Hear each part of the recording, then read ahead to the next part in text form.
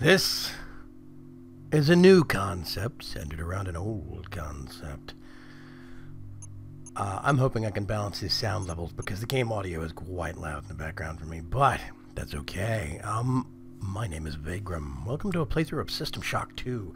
This game is 15 years old. Right across the bottom you'll see copyright 1999, Looking Glass Studios. What you're looking at is one of the predecessors to BioShock.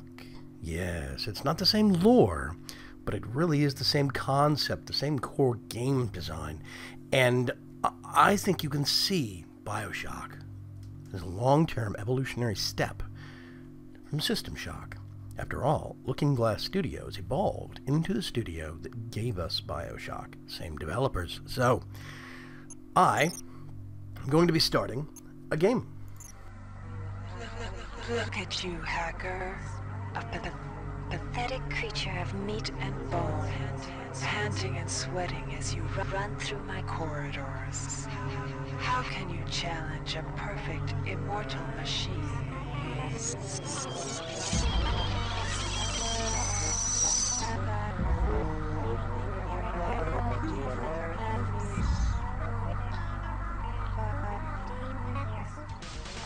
In 2072, a rogue artificial intelligence, known as Shodan, lost her mind. In her limitless imagination, Shodan saw herself as a goddess, destined to inherit the earth. That image was snuffed out by the hacker who created her.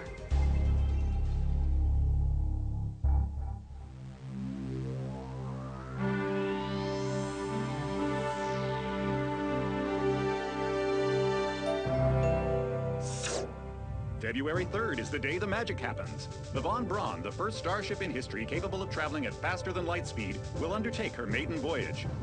This incredible journey is the result of teamwork between the UNN Protectorate and the incredible scientific minds at the newly relicensed Tri-Optimum Corporation. Imagine being able to travel to distant star systems in a period of weeks. It's all part of Tri-Op's commitment to the future. The Von Braun is packed with over 1.8 billion flight, scientific, and security systems, nearly all developed by Tri-Optimum and its wholly owned subsidiaries. Providing security for the Von Braun as she plows through the heavens will be the UNN Rickenbacker. At her helm will be no less than Captain William Bedford Diego himself, hero of the Battle of Boston Harbor during the Eastern States Police action. This incredible union of government and corporation is made possible by an intricate series of docking mechanisms that will allow the Rickenbacker to piggyback its way into jump space. Sleek, fast, revolutionary. Who knows what wonders await our crews in the bosom of the cosmos? All we do know is that it's a great day for mankind.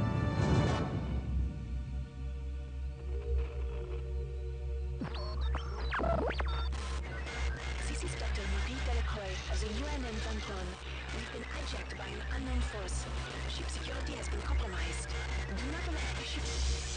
Repeat, do not allow the ship to leave under any circumstances. I don't know what we're up against here.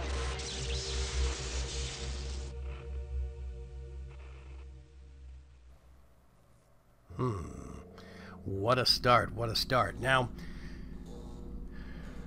Welcome to the Ramsey Center UNN recruitment facility. Please watch your step when leaving the train. The grav shafts at the end of the hall will take you to the street-level training and recruitment center. Please proceed to the grav shafts. Now, this does not look like a 15-year-old game to me. It maybe looks like a 6 or 8-year-old game now. I have a lot of texture updates installed. I have some geometry updates installed, but as you can see, graphics are still going to look a little dated in parts. So I'm hoping that the clash won't be too shocking. Let's head up to street level. Step into the grav shafts to proceed to the street level recruitment. I love the particle effects. I distinctly remember when this game came out, and when the first one came out, System Shock 1 is referred to in the game lore. And it really was an amazing game. Nowadays, of course, the graphics look hideous and dated. It's almost painful to your eyes to watch it. But I gotta say, this one cleans up real nice for something 15 years old. I played System Shock 1, and my life was changed fundamentally by it. I must admit that readily. Shodan marks up there in one of the most memorable video game villains I have ever run across. And to this day. Before you choose your career, you'll want to learn some basic abilities. First, you should go into the basic training center. When you're done with basic training, proceed to the advanced training area. Okay. I'm Rusty. It's been a while. Let's take a gander. To pick up some basic skills you'll need to get by in the service, enter this Cyberlink booth. Inside, you'll learn the basic skills you'll need to get started. Welcome, trainee. While you're in our virtual training courses, we provide you with a simulated cyber interface. This training interface is identical to an actual military-grade cyber interface. Now, let's try it out. Move the mouse. See how it changes where you look? That means you're in shoot mode. Hit the tab key. This puts you in use mode, where you can use your mouse to interact with items in the world. That would be my inventory. Open your primary MFD, or multifunction display, by clicking on the MFD button near the bottom of the screen. This display shows your strengths in various areas. When you're ready to continue, press the tab key to go back to shoot mode. Try changing between modes until you get the hang of it. Follow the red path along the ground to the next training station. I love the indented walkway. To pick up items, center them on your screen and right-click.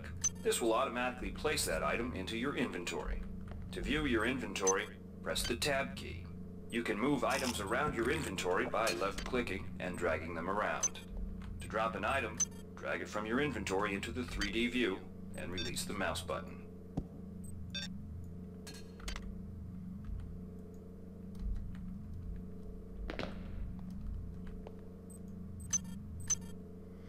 Because I'm hungry and thirsty. To use items like buttons in computers, center them in your view and click the right mouse button. All usable items will have brackets around them. Highlight the button oh God. and right-click. This will activate the lift. Try it out. The object before you is a med hypo. Pick it up and then press tab to go into use mode. Right-clicking on the med hypo will use it and restore some needed hit points. Right down there in the bottom Your hit left. points are displayed by a bar in the lower left corner of your screen. Yeah. Many objects in your inventory can be used by right-clicking on them.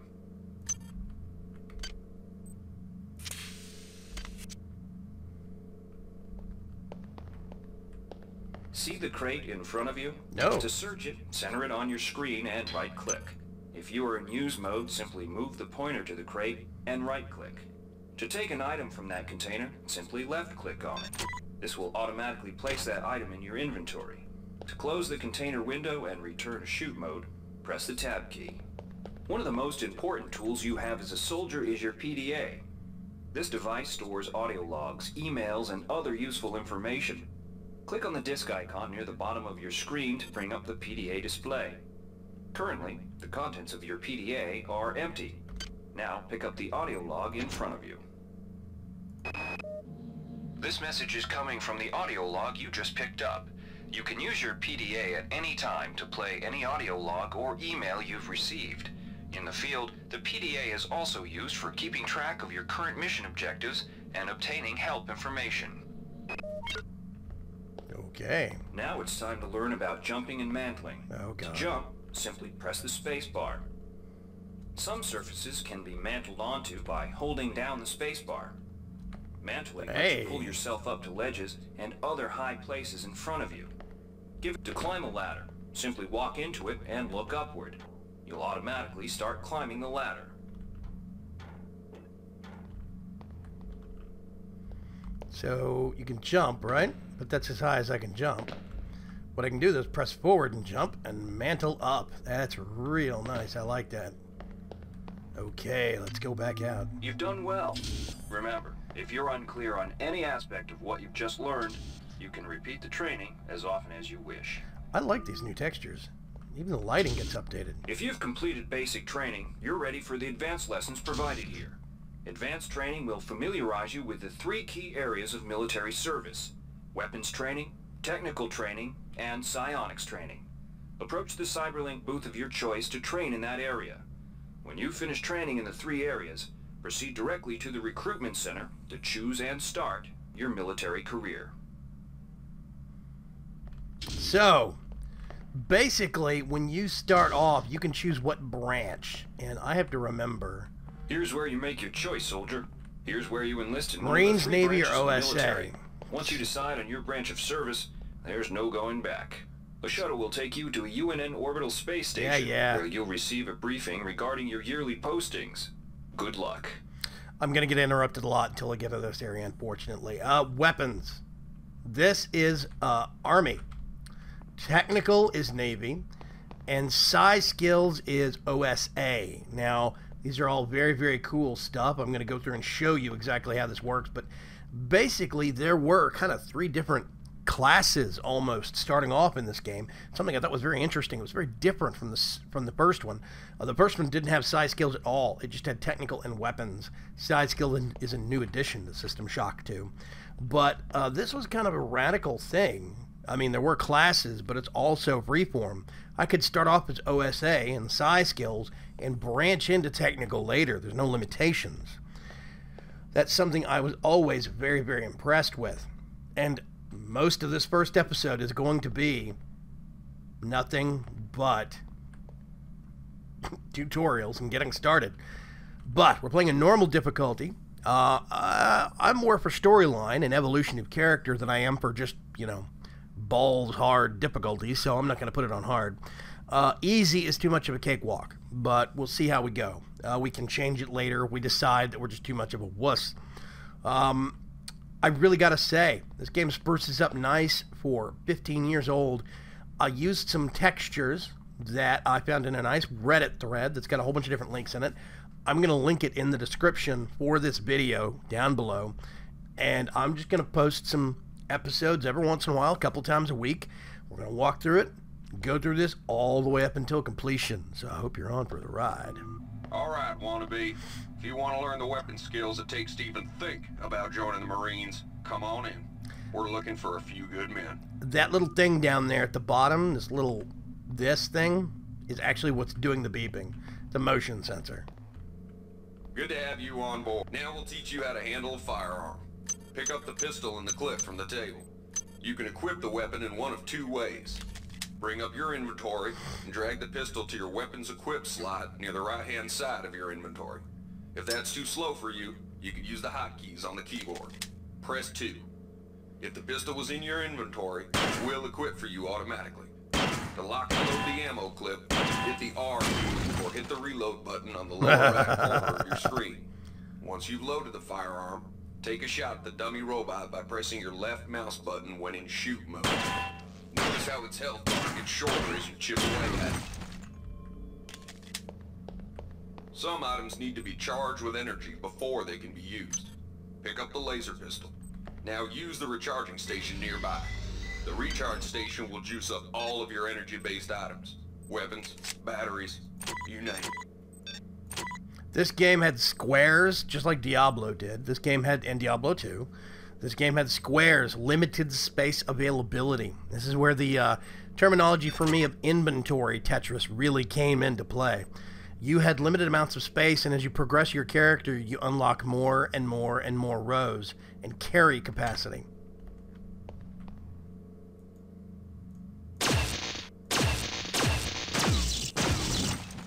Man, even the explosions look interesting now. Weapons are not fine wines. They do not get better with age. The colored dot on the lower right corner of the screen tells you what kind of shape your firearm is in. Green is good, red is bad. To fight the effects of wear and tear, a soldier with maintenance skill can use a maintenance tool to improve the condition of his weapon. That says 10 Pick now. up the tool, open your inventory, and drag the tool onto your pistol. Remember, maintenance tools are only good for a single use. Okay. Ammunition drained. I love that. As soon as you actually empty your clip... Oh, I'm running out of ammo. As soon as you start firing the weapon, it goes from 10 down. Which is where long term... Wow, I'm still in Minecraft mode. In long term...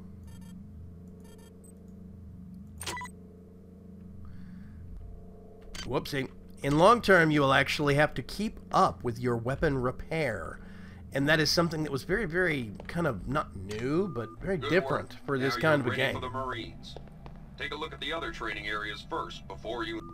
Inside, we'll teach you the basics of some technical skills you'll need in the Navy. Well, There we go. you'll notice when the object in front of you is a container of nanites. Nanites are consumed whenever you perform technical tasks, such as hacking or repairing. When you pick up the container of nanites, they do not go in your general inventory, but are instead displayed in use mode on the bottom left of your screen. Walk over to the keypad by the door and try out hacking. Use the keypad by right-clicking on it. To the right of the number pad, you'll see an orange tab labeled Hack. Left-click on the tab. Text will appear indicating the difficulty of the hack and any bonuses that apply. Click on the Start button to begin hacking. You'll see a grid of nodes. Clicking on a node will either turn it bright or dark. To successfully hack, you must connect 3 bright nodes in a straight line. Beware the ice nodes with the red outlines. If one of these turns dark, you fail the hack, and you might break the item you're working on or worse. You can restart your hack attempt at any time by hitting the reset button, though you'll have to pay the nanite cost again.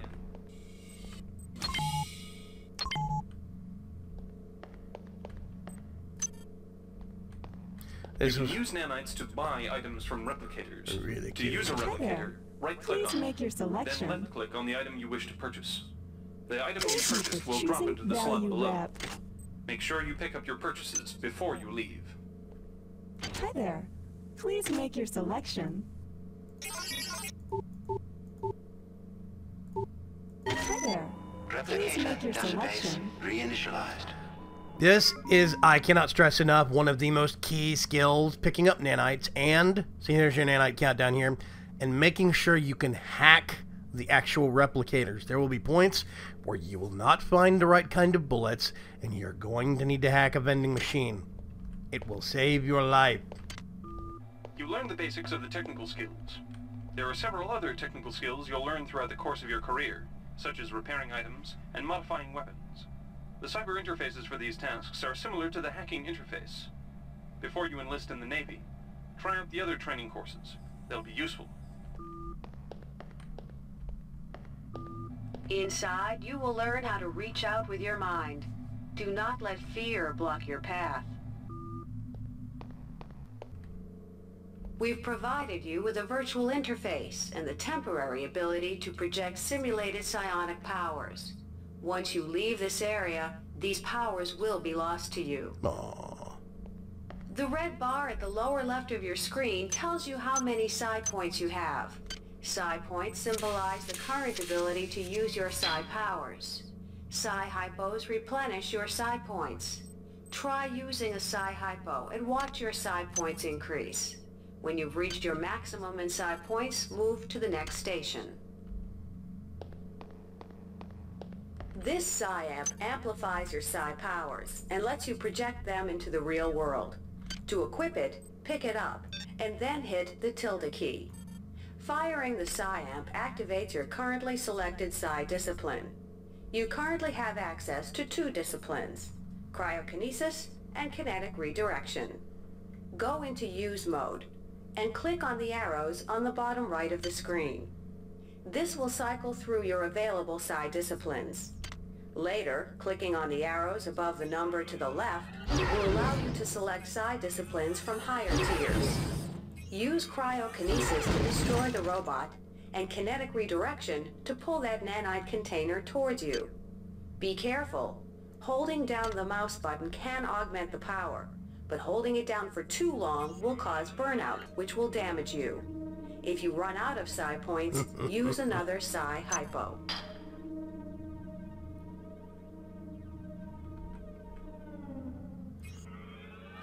I absolutely loved this ability. There's stuff specifically hidden around the map. Just like there are some bonus equipment types that you can only get as a hacker, there are some tools you can only get, or supplies you can only get, as a psi. It's very, very interesting. Mastery of the mind is a slow but rewarding process. Return to this area if you need more guidance. Before you enlist in the OSA, it would be useful to experiment in the other training courses. So, Navy, OSA, or Marines. OSA has a heal, but If I'm cyber and well-versed in technical skill, I'll be able to actually hack vending machines, get ammo, get med hypos, the works. There's also a lot of doors with extra supplies, or crates with extra supplies in them, that can only be hacked. This is a great skill long-term, but this pays off immediately. Being able to kill stuff is always useful, but I'm going to go into the Navy.